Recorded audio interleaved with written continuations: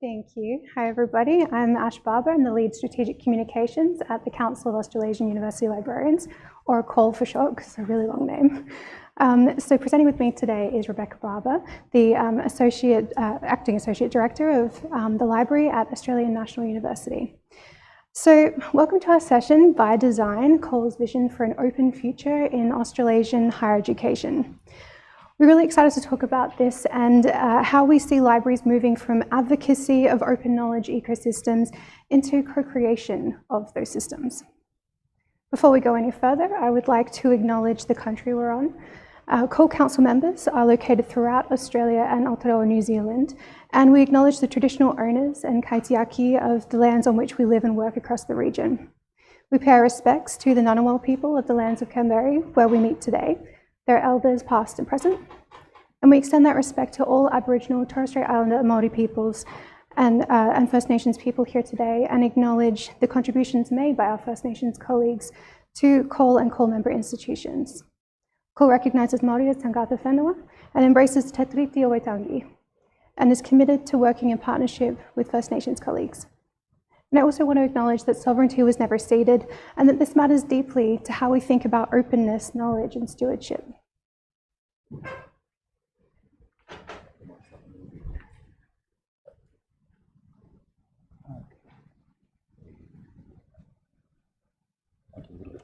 Thank you. I'm rather soft-spoken. So thank you for joining us at Everything Open. It's a pleasure to be speaking to a community that really shares that commitment to openness, not just from a technical perspective, but from a set of values: transparency, collaboration, sustainability, and care. And today we're talking about CAUL's vision for an open future, because we've deliberately titled this By Design, because the point we want to make is simple, that openness doesn't happen by accident. It happens when institutions and organizations work together collectively, intentionally, with shared values. And I'll speak first about CAUL's strategy and direction, and then my colleague Rebecca will ground this in a local example from ANU, showing what this looks like in practice. So briefly, who is CAUL? So the Council is the peak collegiate body representing university libraries across Australasia and Oceania. We bring together research-intensive and teaching-focused institutions, both large and small, regional and metropolitan. And CAUL is made up of three major components: the Council, the Board and the Office. So the Council is composed of the 46 university librarians. They're the heads of the libraries across Australia and Aotearoa, New Zealand. And it's governed by a board of 7 directors. And then the work of CAUL, the actual operationalizing of the vision of the plan, that's done by the CAUL office. This is a distributed group of professionals, so we work from home around Australia, and that's where my role sits. A major service of CAUL, and one of the reasons you may have heard about CAUL before, is procurement. This team negotiates publishing agreements on behalf of members, saving millions of dollars across institutions each year. CAUL also provides multiple opportunities for interconnection and professional development for its members and their staff through in-person conference-style council meetings, special interest communities of practice, and vendor exhibition events. And of course, recognition of CAUL member activities is done every year through the CAUL Awards. These are a wonderful community-driven activity where staff at these institutions are celebrated for their contributions to the field. But what's important here is that CAUL is a collective. Our strength is scale, shared purpose, and the ability to act together, whether that's through publisher negotiations, shared infrastructure, or national advocacy on sector-wide issues. CAUL is a recognized strategic leader in open access and scholarly communication. And today we're talking about how that leadership is evolving. So this is a bit of a, in a nutshell, CAUL's foundations in open, and our work in open has been a decades-long mission. This timeline shows just a snippet of some of the key events through that timeline. For years, libraries across our membership have been advocating for open access as a matter of equity, and that's equity for researchers, students, institutions, and for the public who fund much of the work that contributes to knowledge creation. One of the most visible outcomes of that collective action has been CAUL's leadership in the transformative read and publish agreements. So very briefly, these agreements combine subscription access with open publishing, allowing researchers to publish their work open access without paying for really expensive individual article processing charges. And these can be thousands of dollars per article. So these agreements have delivered real measurable benefits, a significant increase in open access outputs, greater cost transparency across the whole publishing process, and a cultural shift where open publishing becomes the norm rather than the exception. These agreements have also contributed to positioning CAUL as an influential voice nationally and internationally. But importantly, read and publish agreements are not the end goal. They were never the end goal. They are publisher-centric. They don't give us, the institutions and the creators, control over infrastructure. We remain beholden to publishers in some regard. And they don't encompass all of the ways that knowledge is created, shared, or valued. So while we're incredibly proud of the success of these agreements and will continue this really important work, CAUL's new strategy is about building beyond these. So what we're seeing now is a deliberate shift from focusing primarily on open access publishing to designing a sustainable open knowledge ecosystem. This means thinking about open in a much broader, more connected way. So CAUL's 2026 to 28 strategy, and we summarize it here as a strategy on a page. It is teeny tiny, but you can absolutely find it on our website. This is intentionally multi-pronged. It recognizes that openness includes research publications, data, educational resources, digital platforms and repositories, governance policy and standards, and meaningful partnerships with Indigenous groups to co-design a system that is culturally informed and actually works for everyone. And this language aligns closely with work we've done for national stakeholders, including advice prepared for the chief scientist. And in that advice, it emphasised that open knowledge is an infrastructure issue just as much as a publishing issue. And there is no single pathway to open. No one institution can do this work alone. So one concrete way that the new CAUL strategy addresses this is through establishing an open scholarship strategy task force. The task force is being put together as we speak and is charged with helping CAUL to analyse the national and international landscape and review previous CAUL work so we don't reinvent the wheel and we can build on what we've done, to consult stakeholders to ensure that the strategy really is co-designed, to recommend a number of priority CAUL projects so that we can focus our resources strategically as a collective, and to help shape a clear role and governance model for CAUL in the open scholarship space. So this task force is about diversifying what we mean by open, strengthening it by making it more inclusive, more resilient, and more aligned with community needs. It'll clarify our position on emerging forms of openness, help us to think beyond traditional scholarly publishing, and enable us to respond to new challenges in a coordinated way. A critical part of this strategy that we want to foreground rather than append is respect for Indigenous knowledges. CAUL has made a deliberate decision to position a commitment to Indigenous partnership as a key pillar of our new strategic plan. This means acknowledging something that open practitioners know really well but don't always act on, and that is that open doesn't mean the same thing in all contexts. Indigenous knowledges are governed by community authority and stewardship, cultural protocols, and responsibilities that don't map well onto non-Indigenous ideas of openness, and it would be inappropriate to try. Our aspiration is instead to look beyond existing open frameworks and genuinely embed and braid Indigenous ways of knowing, being, and doing into open practices. Support co-designed approaches to knowledge access and stewardship, and to rethink what openness looks like when community governance comes first. So this is challenging work and we're right at the beginning of it, but it's really, really essential if we're serious about equity and open. Another defining feature of CAUL's strategy is that a stronger emphasis on infrastructure. We've talked about infrastructure a lot today. We're going to talk about it more. So libraries already operate shared mission-critical systems at scale. We understand stewardship, interoperability, and long-term sustainability. This creates a natural alignment with other GLAM organisations, open source developers, and the parallel industries and communities gathered at events like Everything Open. Initiatives like the CAUL OER Collective, which operated for 4 years and enabled institutions across our region to publish over 80 openly licensed textbooks and educational materials. This shows what's possible when we treat openness as a shared infrastructure rather than as isolated projects. And further to this, as the OER Collective is winding down, CAUL's work with CAUL to migrate and sustain the open content generated from that service and to continue the momentum of OER publishing. This again underlines the power of cross-sector collaboration and reaching out to communities with shared goals. And so since we're talking about libraries, I'd like to invite my colleague Rebecca Barber from ANU to give us a closer look at what this looks like on the ground. Thank you, Ash. Thanks. And just to clarify, no relation. Tried to work it out. No, I don't think we are related. So as Ash mentioned, my name's Rebecca. I work at the Australian National University Library. I'm currently the Acting Associate Director of Library Services.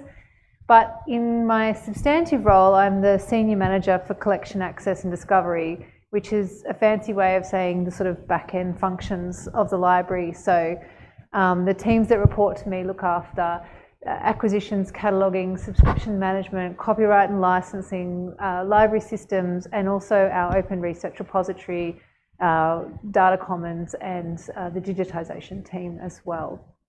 So that's kind of my background. And I would also like to extend and acknowledge the traditional owners of the land we're meeting on today, the Ngunnawal and the Ngambri peoples. And I hope that if you're visiting Canberra for the first time, you get to go out and see that country that they've been caring for countless generations. It's beautiful. Even though it's a bit dry and yuck at the moment, it's still beautiful, I promise. So I'm going to talk about what open access looks like at ANU, what we've been doing, and how that work that we do is supported by CAUL and by CAUL's 2026 strategy.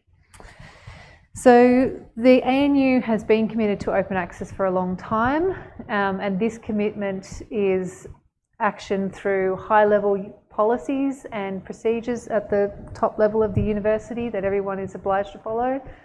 And included in those policies and procedures is the requirement for ANU researchers to deposit their research outputs into the Open Research Repository and to deposit their data into the ANU Data Commons where that's reasonable to do. So I'm going to talk about each of these elements in a little bit more detail. So first up, our Open Research Repository. So this was established in 2000, so it's 26 years old now. It was the first institutional repository in Australia, and it has gone through several iterations since then and different software. We now use DSpace, which is an open source software, and we got that in around 2011, and it's been in its current form pretty much since then. So it houses hundreds of thousands of items, materials. You can see some of the top level collections there. So the Archive Special Collections, ANU Research is the research outputs of the university. You also have the works of the ANU Press, which I'm going to talk about in a minute. And we make as much of this as possible available open access. So not all research outputs can be made available open access through the repository. There's various copyright and licensing rules around that, but everything that can be made open access is made open access. So this is our usage over the last 5 years of the content of the repository. So it's pretty small writing, but the bottom number is 1 million and the top number is 8 million. So we get a few million uses every year, views and downloads. So that's across the whole repository. And that's from all over the world as well. So ANU Press. This was established as a fully open access press in 2004. Back then it was called the ANU ePress, and they've since decided the E is no longer required, it's implied. So it was Australia's first fully open access university press, and the first in the world, I believe, as well. So everything that gets published by the press is peer-reviewed, and then it's all made available online, and anyone can download anything they like. It's all fully open access. You'll notice there's a little shopping cart up there which kind of belies my statement that it's all open access. That's if you want a print on demand one, then you have to pay for it. But if you're happy with electronic, it's all free. So we also digitised the works of the predecessor of the ANU press. So there was another press that ran, also called the ANU press, from 1965 to 1991. So of course that was all published in print, and all of those works have been now digitised and added to the open research repository where anyone can download them.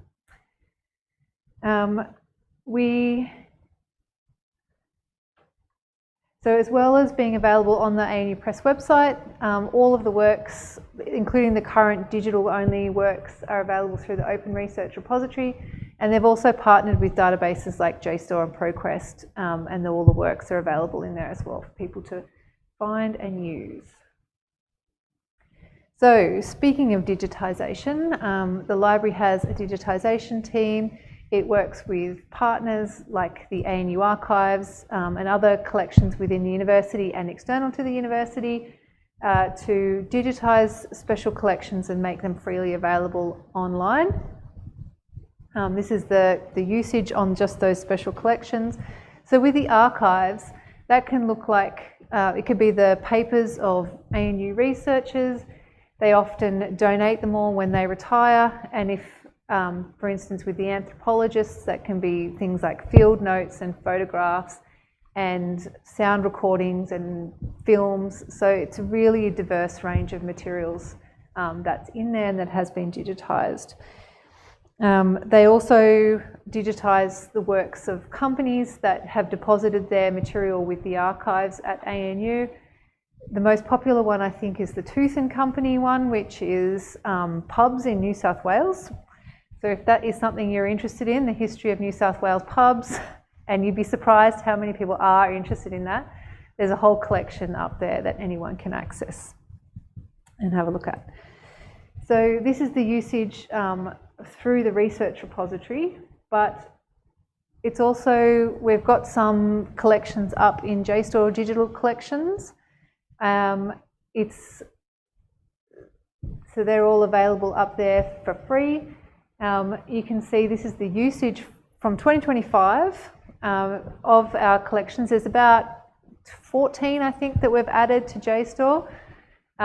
The dark blue line that runs through the middle, that's fairly steady usage, that's the ANU Asia Pacific map collection, and they're all maps of the Asia Pacific that have been created by people at ANU and have been digitised and put into JSTOR. The sort of pink line with the two big spikes at the beginning and end, that's the Chinese rare books that were digitised. And Ash pointed out to me that it's around Chinese New Year when there's a massive spike, so maybe that's it. So the Chinese rare books are from the library's collection. Yeah. All right, and another point is our transformative agreements, or open access agreements, or read and publish agreements they're also called, which Ash mentioned earlier. So this is ANU stats. So we started our first open access agreements, we started in 2022. We had 7 agreements with 7 publishers then. This year in 2026, we've got 20 agreements with 20 publishers. And you can see this is how many articles were accepted by ANU authors under these agreements. The 2025 data isn't yet final, I would like to point out, because publishers aren't very good at providing it quickly. So I'm expecting the 2025 number to be a little bit higher when the final data comes through. But these open access agreements, transformative agreements, have been transformative, you'll be pleased to hear, for the university. So the impact of these has been wide-ranging and quite deep across different parts of the university. So, for example, for higher degree research students or early career researchers that don't necessarily have access to a lot of funding, being able to publish their research open access without paying an article processing charge is really, really powerful for them. So, of course, open access publishing comes with a lot of associated benefits in the number of people that can use your article and cite your article and associated things. So for early career people, that's really useful. It's also increased the open access output of the university, which is one of our goals, which in turn increases the real world impact of the university's research, which is something they're always looking to do. So when things are available open access, you start seeing them appear in government policies, in NGO reports, and you can see where this research is being applied in the real world, and that's really powerful. This graph here and this next one, which is our field of research where our authors are publishing, these are all freely available online. So the data behind these agreements is on the CAUL Open Access Agreement Analytics page, which went live just a few days ago. I think it was late last week, maybe. So if you're really keen on data and publishing data, you can go to the CAUL website and you can look at all of this data from all of the universities, all of the institutions, CAUL members that have these agreements, all of the publishers, how many millions of dollars we saved in article processing charges. It's all up there, open. So how does what we do and what CAUL does, how does it intersect, and how are we supported by CAUL and the strategy from 2026? Well, there is a number of ways. So obviously the CAUL is an essential partner to the ANU in the open access space. We couldn't do the things that we do without CAUL being there and helping us. So they do all of the negotiations for the open access agreements, so we don't have to individually negotiate these agreements. That is amazing. There's tireless advocacy. They do all of the administration of the open access agreements, which takes that, it's a big burden and takes that off libraries, and that is very much appreciated by us. So for instance, recently at the end of last year, so from June to the end of December, CAUL were negotiating with Wiley, Taylor & Francis, Springer Nature and Elsevier to change these transformative agreements, to transform them even more. So shifting them from a read access focus to a publishing focus. And even just one tiny part of these agreements, it's not that tiny, it's quite major, is the removal of the caps on the number of articles that can be published under these agreements.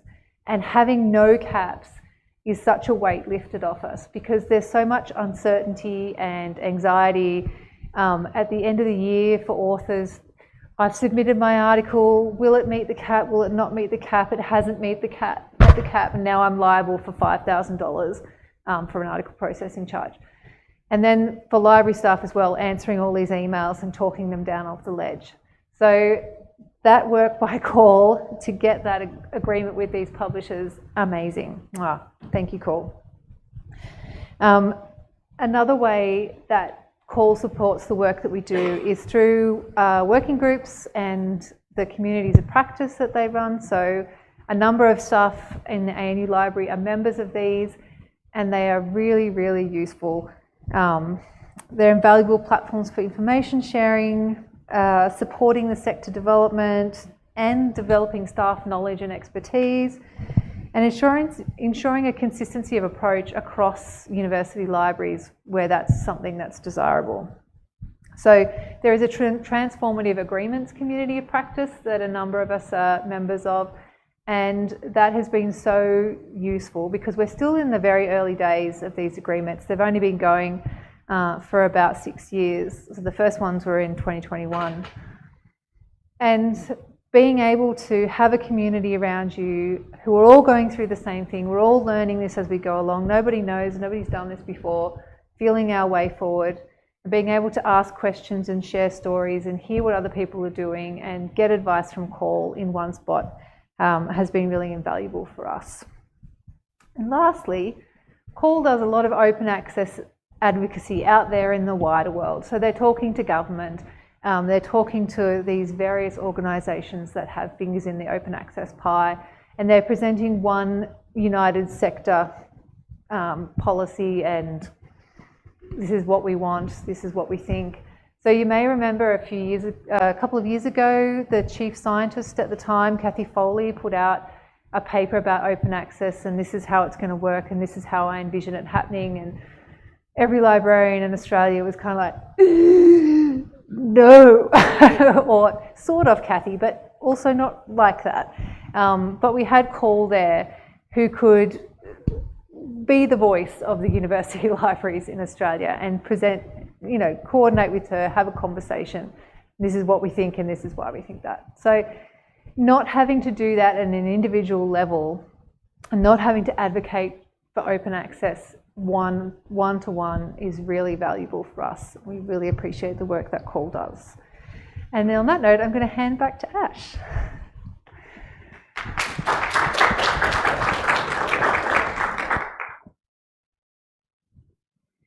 Thank you, Rebecca.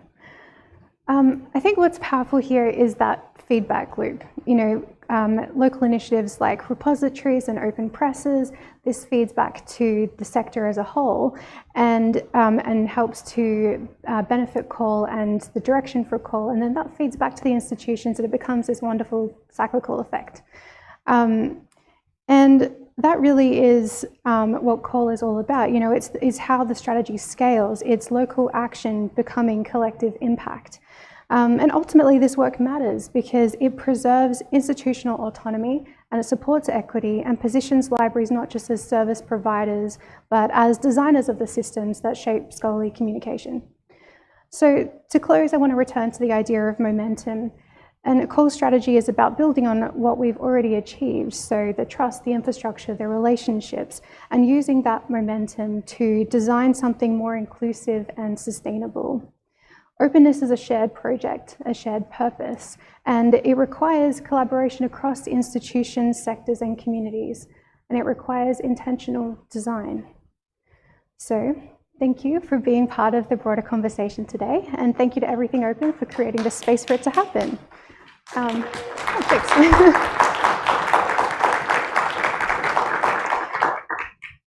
Check out our websites, chat to us on LinkedIn. You can also get a copy of the slides and you can have all of the links.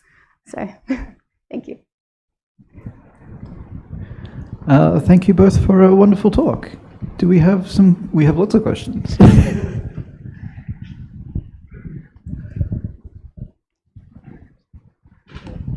Thank you very much for this talk, and for the record, I love librarians. I'm able to speak with you in relatively fluent English because of librarians. Okay, so my question is that, okay, when I went to grad school here, I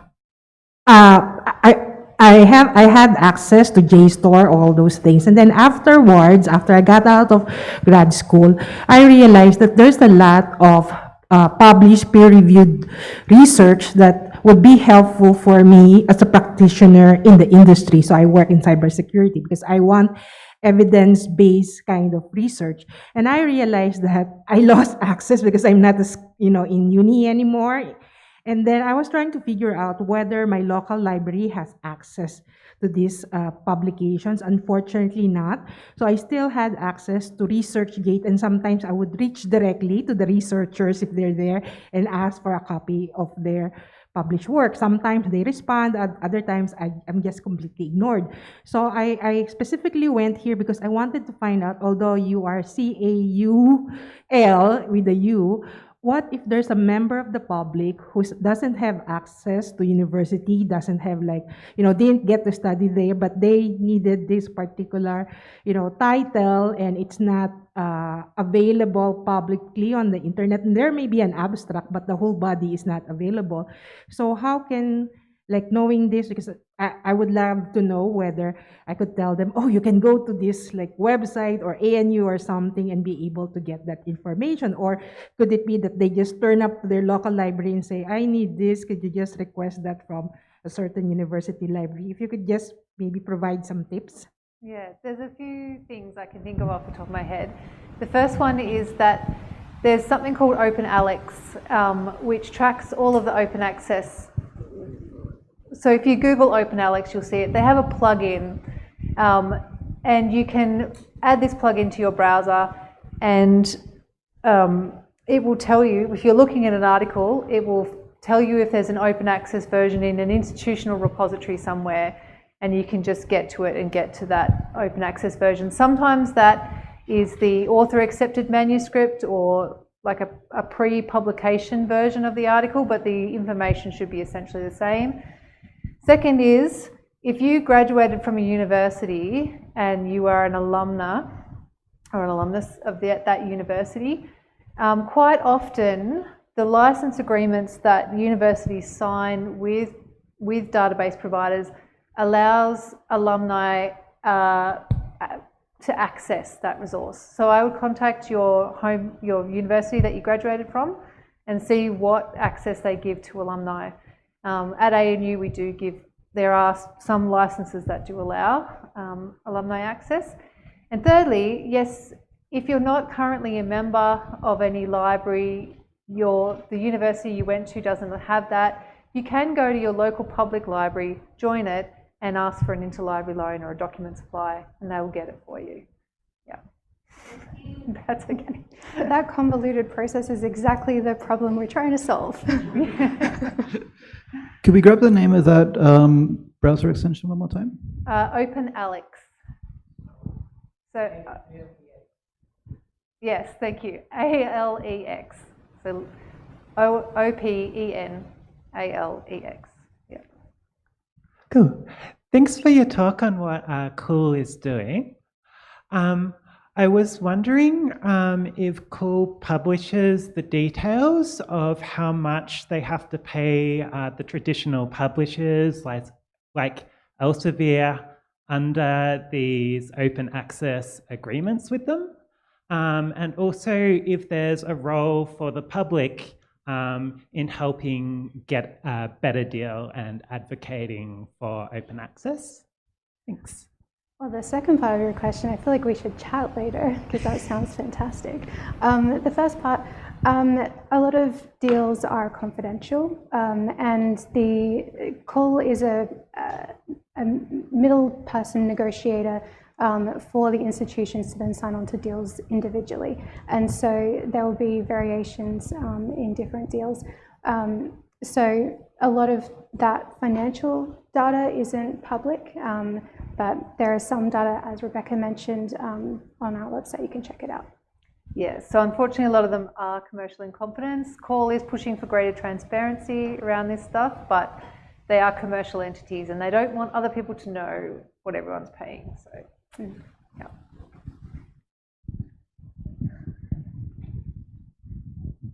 Thanks, this is very interesting. So I was just interested to know, does the university members of CAUL, do they have special collections that are restricted access? So maybe not physical, but digital collections, which, you know, as a member of the university, you have to go through a process to access, and how would they be managed? That's really up to individual institutions. Yeah, it depends on the collection. So I know that University of South Australia, which is now Adelaide University, you know, they have an Indigenous collection, and so that collection is restricted because of cultural protocols. So there is a process to go through to access materials there. But it really depends on the institution and the collection as to how open or not open it is. Yeah, but especially around Indigenous, you know, cultural artifacts, maintaining that data sovereignty. Absolutely. It is very important, and an area where the university could be a leader in making it findable, but helping communities to preserve their IP, their cultural IP. Yeah, so we have a lot of collections at ANU that have Indigenous content in them, particularly in the archives. And we have a lot of physical collections around the university as well. And when it comes time to look at things for, could this be digitised, could this be made more open, we work quite closely with the owners, the communities that produce whatever it is, and talk through that with them. So nothing gets made open that they don't want open. Yeah. Yeah. And also, a lot of theses get restricted at universities as well. So that's another area that might be restricted. Yeah. So it's a challenging area, but I work in the open source in that domain. Yeah. That's a good question. Thank you. Okay, other questions?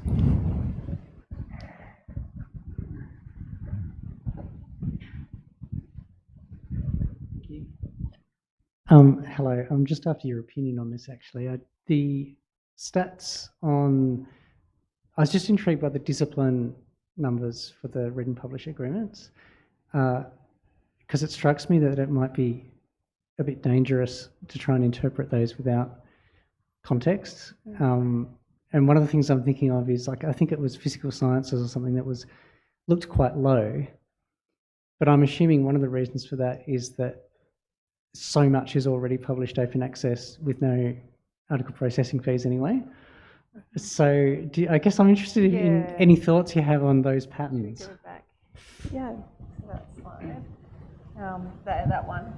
Yeah. Look, I mean, field of research as a concept that, I don't know if you know, the ABS creates these field of research categorizations, and there's top level ones, and then they drill down to get more and more specific. So, you know, it's an imperfect system, I would say. And also, this is only the data for the articles that have been published under these agreements, and so there is a lot of other stuff that gets published outside of those agreements, and we don't have an agreement with Nature journals. So, and we do quite a lot of publishing in Nature. So yeah, it's not reflective of the total research output of the university. And, you know, open to interpretation, human society, well, what does that mean? You know, it's a number, it's a lot of things in there. Yeah. The numbers are squishy and have nuance. Yeah. So yes, they do, you are absolutely right, they have to be interpreted with a lot of context and additional information. So the stuff that, these graphs that are available on CAUL's website are really, they're interesting, but, you know, you can't be taken alone. Yeah.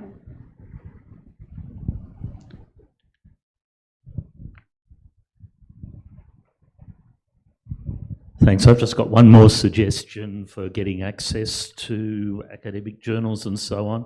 If you're an editor on Wikipedia, I think it's 50 or 100 articles, fix a typo, that's enough, then you get access to at least Taylor and Francis, and I think some others.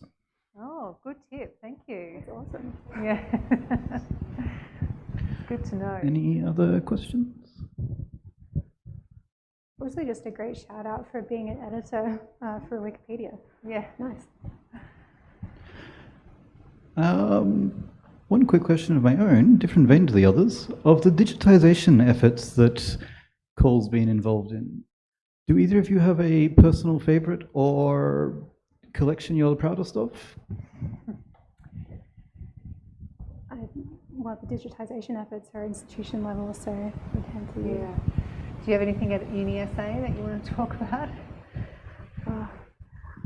My whole brain is in open ed. All I can think of is open ed. Oh, good. Something to talk about over drinks, maybe. Yeah. I quite like, we have the AIDS archive at ANU, and there's a collection, so most of you will be able to remember that in the 1980s and 1990s there was a lot of alarm around AIDS, and the government was doing a lot of education, and there was an organisation established which did a lot of outreach and education and things like that. And we have their archive at ANU, and we've digitised all their posters, and there's some great posters in there, can I just say. And if you haven't seen Condom Man before, you know, do yourself a favour and Google that. Yeah, there's some really, really interesting stuff in there. Random things that you wouldn't expect. Yeah. And could I shout out one of our New Zealand institutions? They, because my brain is still in open ed land, one of the OER, Open Educational Resources, they created last year, it was Treasures in the archaeology museum, or it's along those lines, and they've digitized physical objects and made them 3D digital objects. You can play with them in these books. You can find the book on the CAUL Collective website, and it will soon move across to a website looked after by CAUL. But it's so cool. They've taken this whole archive of physical things and made them accessible and with them online. So that was University of Otago. Awesome, thank you. Thank you for a very good presentation. We have a little speaker gift here for each of you. Oh, thank you.